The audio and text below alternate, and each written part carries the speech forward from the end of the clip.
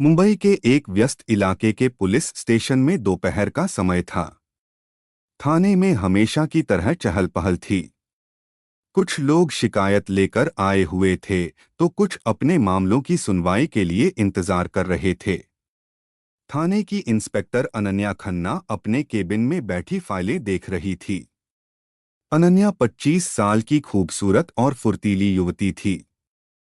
उसने हाल ही में पुलिस सेवा में नियुक्ति पाई थी और बहुत मेहनती थी। लेकिन उसमें एक कमी थी, वह थोड़ी जल्दबाज और अहंकारी भी थी। उसे लगता था कि वर्दी पहनने के बाद वह किसी से भी कैसे भी बात कर सकती है। तभी थाने के बाहर शोर शराबा सुनाई दिया।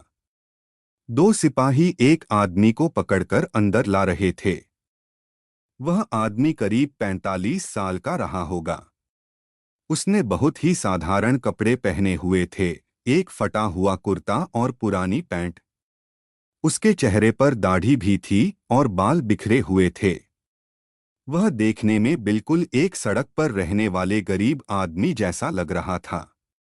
उसका नाम राजेश मेहता था। सिपाही चिल्ला रहे थे, चल आगे बढ़, तूने सड़क पर लड़ाई क्यों की? राजेश शांत भाव से चल रहा था। उसने कुछ नहीं कहा।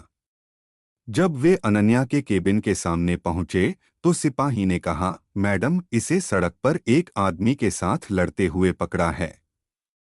यह बहुत बदतमीजी कर रहा था। अनन्या ने राजेश को ऊपर से नीचे तक देखा। उसकी फटी हुई कुर्ता और गंदे कपड़े देखकर उसे लगा कि यह कोई आवारा या शराबी है। उसने बिना कुछ पूछे ही तय कर लिया कि यह आदमी गलत होगा। उसने सख्ती से पूछा, क्या नाम है तुम्हारा? राजेश ने शांति से कहा, राजेश मेहता। अनन्या ने कहा, तुम सड़क पर लड़ाई क्यों कर रहे थे? राजेश ने कहा, मैडम, मैं लड़ाई नहीं कर रहा था। एक आदमी एक बच्ची को परेशान कर रहा था। मैंने उसे रोकने की कोशिश की। अनन्या ने व्यंग्य से कहा, ओह, तो तुम हीरो बनना चाहते हो? तुम्हें क्या लगता है कि तुम पुलिस हो? राजेश ने धीरे से कहा, नहीं मैडम, लेकिन एक नागरिक होने के नाते मेरा फर्ज था कि मैं उस बच्ची की मदद करूं। अनन्या को गुस्सा आ गया। उसने कहा, चुप रहो, तुम जैसे लोगों को मैं अच्छी तरह जानती हूं। सड़क पर भीख मांगते हो और फिर दूसरों को परेशान करते हो। राजेश ने कहा, मैडम, आप मुझे जानती भी नहीं हैं। आप बिना कुछ पूछे कैसे फैसला कर सकती हैं? अनन्या को उसकी बात और भी बुरी लगी। उसने गुस्से में आकर राजेश को एक जोरदार थप्पड़ मार दिया। पूरे थाने में सन्नाटा छा गया। राजेश का गाल लाल हो गया, लेकिन वह चुपचाप खड़ा रहा। उसने कोई प्रतिक्रिया नहीं दी। अनन्या ने चिल्लाकर कहा, अगर एक बार फिर मुझसे बहस की तो लॉकअप में डाल दूंगी, समझे? राजेश ने सिर हिलाया। फिर उसने धीरे से कहा, मैडम, क्या मैं एक फोन कर सकता हूं? अनन्या ने कहा, हाँ, जल्दी करो।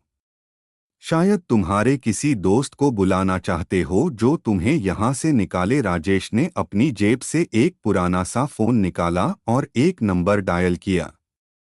उसने बहुत ही शांत आवाज में कहा, हेलो, मैं राजेश मेहता बोल रहा हूं।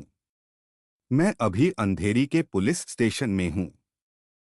कुछ गड़बड़ी हो गई है, कृपया यहां आ जाइए। फिर उसने फोन काट दिया। अनन्या ने व्यंग्य से कहा, किसे फोन किया?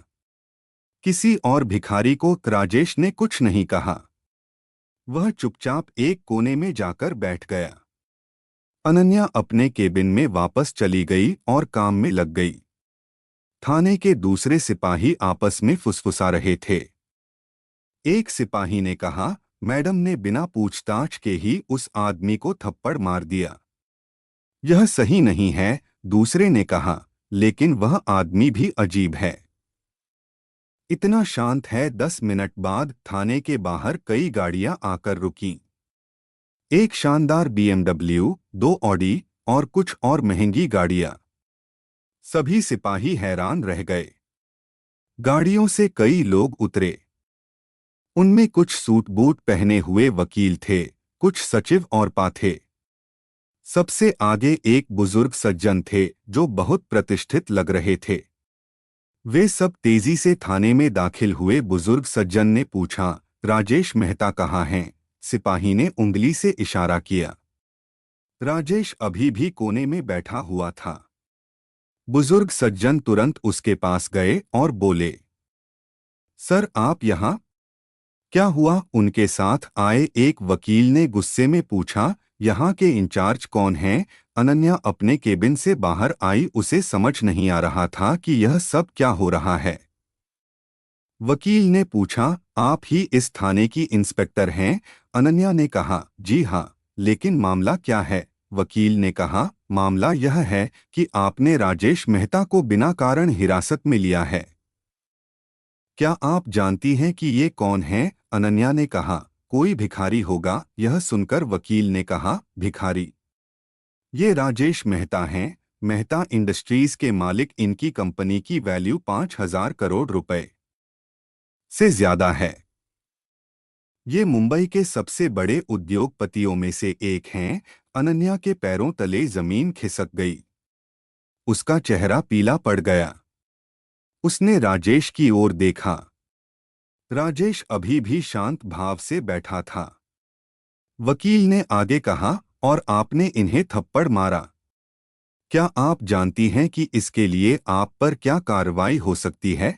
थाने में पूरा सन्नाटा छा गया। सभी सिपाही और अधिकारी डर गए। अनन्या के हाथ पैर कांपने लगे। उसने राजेश से कहा, सर, मुझे मुझे नहीं पता था कि आप। राजेश ने हाथ उठाकर सबको चुप कराया। उसने अनन्या से कहा, इंस्पेक्टर अनन्या, मैं आपसे कुछ पूछना चाहता हूं। क्या आपने मुझे इसलिए थप्पड़ मारा क्योंकि मैं गरीब दिख रहा था? अनन्या कुछ नहीं बोल पाई। राजेश ने आगे कहा, अगर मैं सूट बूट पहने होता, महंगी गाड़ी में आता, तो क्या आप मुझे थप्पड़ मारती? अनन्या ने सिर झुकाकर कहा, नहीं सर। राजेश ने कहा, यही तो समस्या है हमारे समाज की। हम लोगों को उनके कपड़ों से जज करते हैं, उनकी सच्चाई से नहीं। मैं जानबूझकर साधारण कपड़े पहनता हूं क्योंकि मैं चाहता हूं कि लोग मुझे मेरे काम से पहचानें, न कि मेरे पैसे से। फिर राजेश ने अपनी कहानी सुनाई। मैं 20 साल पहले मुंबई आया था। मेरे पास कुछ नहीं था। मैं सड़क पर सोता था, ठेलों पर काम करता था। लेकिन मैंने कभी हार नहीं मानी। धीरे धीरे मैंने मेहनत की और आज मेरी अपनी कंपनी है। लेकिन मैं कभी नहीं भूला कि मैं कहां से आया हूं। इसलिए मैं अक्सर साधारण कपड़ों में घूमता हूं। मुझे देखना है कि लोग मेरे साथ कैसे पेश आते हैं। आज जब मैंने उस बच्ची को बचाया, तो दूसरे लोग मुझे ही दोषी मान रहे थे क्योंकि मैं गरीब दिख रहा था। और आपने भी बिना पूछे मुझे अपराधी मान लिया। क्या यही न्याय है? अनन्या की आंखों में आंसू आ गए। उसने कहा, सर, मुझसे बहुत बड़ी गलती हो गई। मैं माफी मांगती हूँ। मुझे बिना जांच किए आप पर हाथ नहीं उठाना चाहिए था। राजेश ने कहा, मैं आपसे नाराज नहीं हूं, लेकिन मैं चाहता हूं कि आप एक सबक सीखें। कभी किसी को उसके कपड़ों या दिखावे से मत आंकिए। हर इंसान को सम्मान का हकदार है, चाहे वह गरीब हो या अमीर। फिर राजेश ने अपने वकील से कहा, कोई केस नहीं होगा। इंस्पेक्टर अनन्या युवा हैं और अभी सीख रही हैं। मुझे उम्मीद है कि आज के बाद वह अधिक संवेदनशील होंगी। वकील ने कहा, लेकिन सर, उन्होंने आपको थप्पड़ मारा है। राजेश ने मुस्कुराते हुए कहा, एक थप्पड़ से मेरा कुछ नहीं बिगड़ा, लेकिन इस घटना से शायद एक अच्छी पुलिस अधिकारी बने। राजेश जाने लगे तो अनन्या ने उनके पैर छू लिए। सर, आपने मुझे आज बहुत बड़ा सबक सिखाया है। मैं कभी नहीं भूलूंगी। राजेश ने उसके सिर पर हाथ रखा और कहा, बस याद रखना, असली ताकत वर्दी में नहीं, आपके चरित्र में है।